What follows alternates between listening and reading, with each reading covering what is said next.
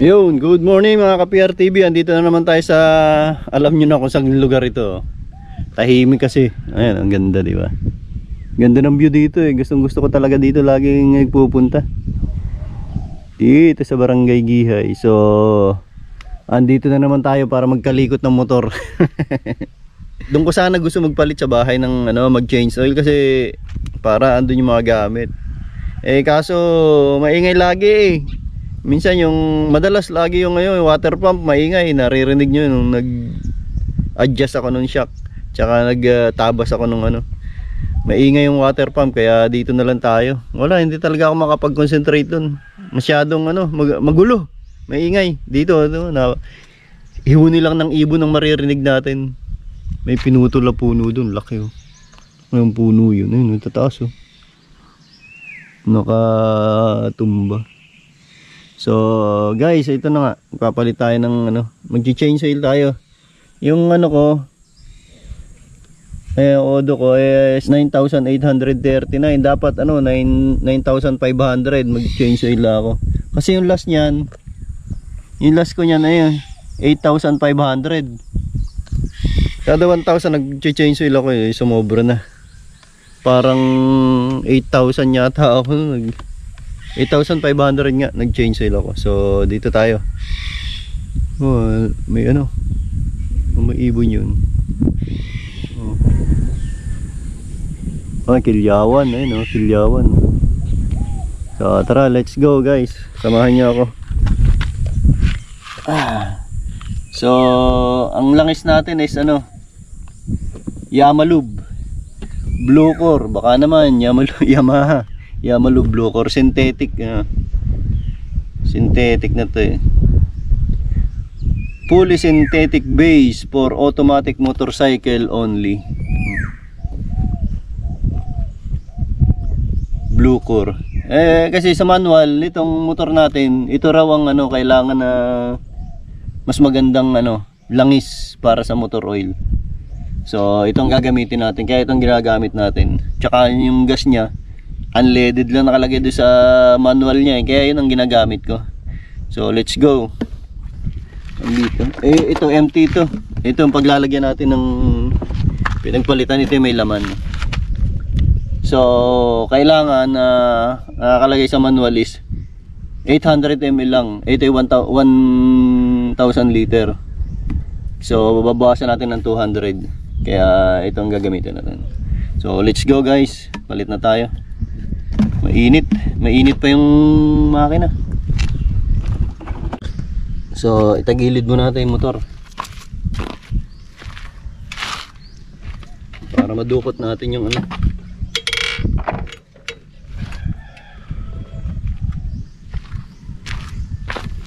kang tutumba.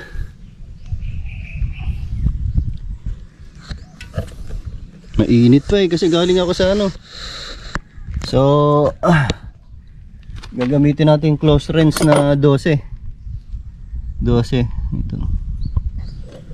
Masikip eh.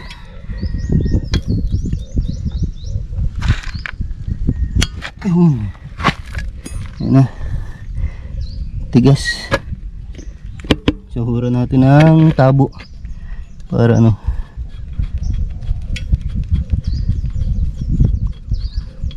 ito na guys.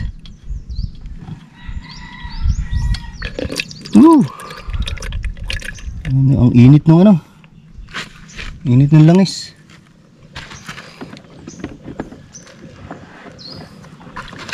So 1,000, bali 1,800 ko bago na change oil. Na-change oil.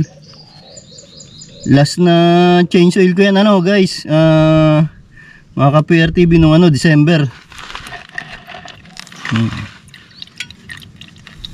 December ko huling na-change oil.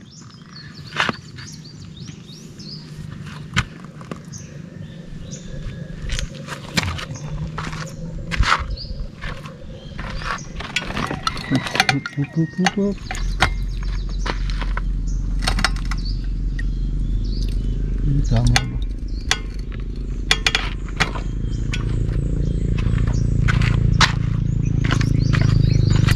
Okay na. Okay na.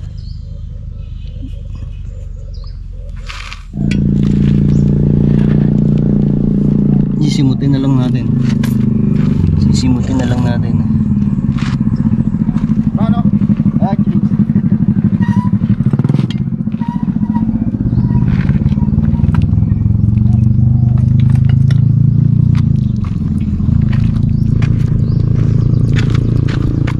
ang dami pa pala oh.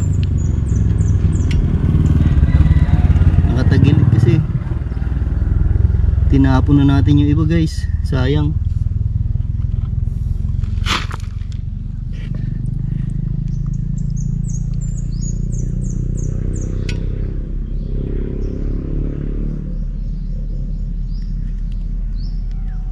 Suri natin, sayang. Pangaan ito eh. Pang papahid natin sa kahoy doon sa haligi para hindi kapitan ng anay.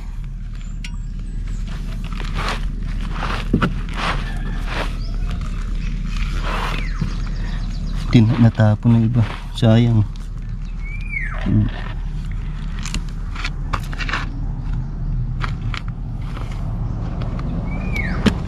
Ayan na guys, dinidrain lang natin mabuti para ano, wala natitira.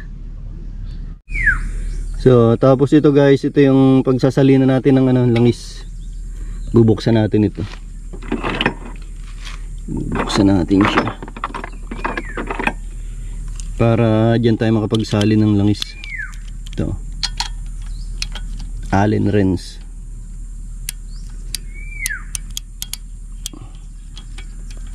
Yun lang. Ay, matigas ah.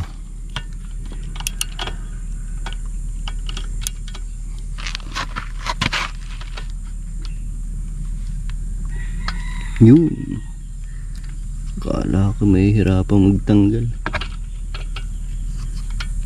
Ayan na guys, sumama na. Yun ba?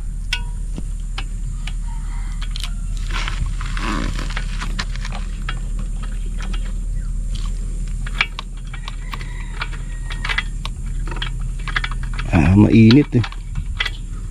Ayan. Diyan tayo magsasali ng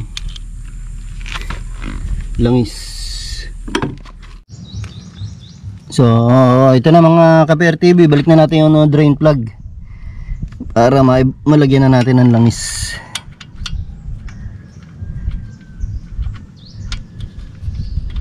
Ayan. Balik na natin ang drain plug. Siguro ubos na, wala nang tumutulo eh. So drain na siguro yan. Higpitan lang natin at baka matanggal. Dahil pag tumatakbo tayo mahirap na, baka maubusan na lang is. May napanood ako nito sa video eh. Tumatakbo siya, natanggal itong ano, drain plug. Tumatakbo siya, wala na pala siya langis, nauubos. Anong nangyari? Biglang umistop yung motor niya, ganun pala yun. Pag naubusan ito, langis, biglang huminto yung kanyang motor. Kala niya parang sumabog daw.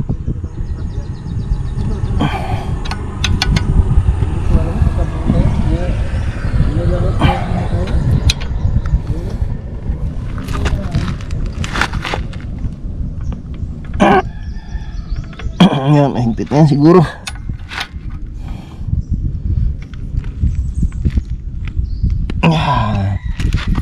Okay na guys, okay na mga PR TV. So ito na, sasalina natin ng langis mga ka-PR TV. Kailangan natin ng imbudo. Ayan. Para masalina natin. So 800 lang, 800 ml 1,000 liter kasi ito eh. So 800 ml lang.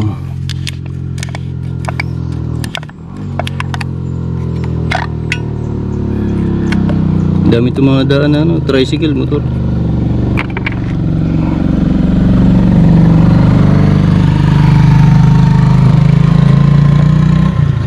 So ito na mga PR TV, sali na tayo.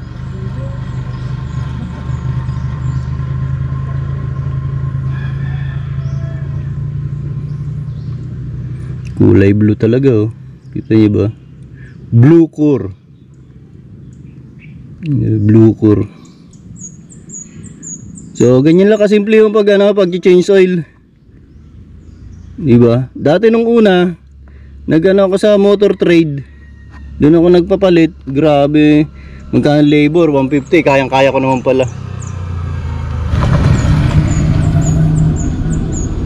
Ganyan lang pala kasimple. Nagbayad pa ako ng ng 150, 180. Hindi ko makita yung yung sukatan ko nasaan.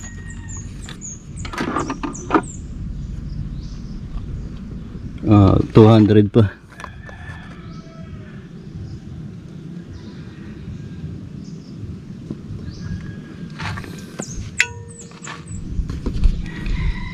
$100 pa. Kasi pag nilahat natin ito, aapaw. Konti na lang, 50 ml.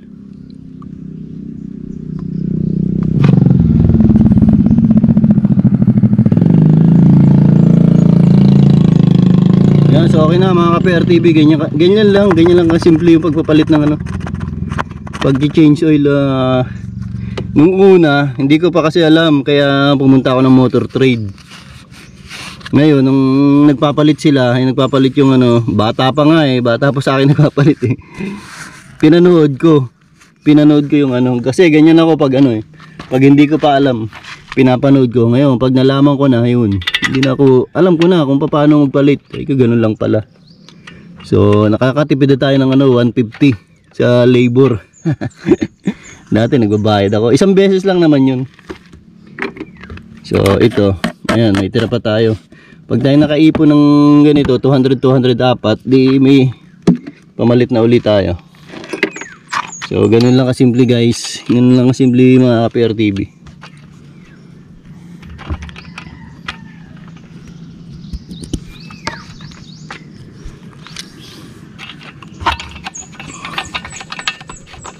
Ito lang mahirap higpitan So ayan na. Ganun lang, di ba? Simple lang. Kaya Harvey, yan, ganyan lang magpalit. Nagbabayad ka sa Manila, mas mahal lang parang ang labor dun 250 yata. Pag change oil sa motor trade. Sabi ko, kayang-kaya naman niya. Pag ikaw ayan, panoorin mo lang ito. Ganun lang kasimple.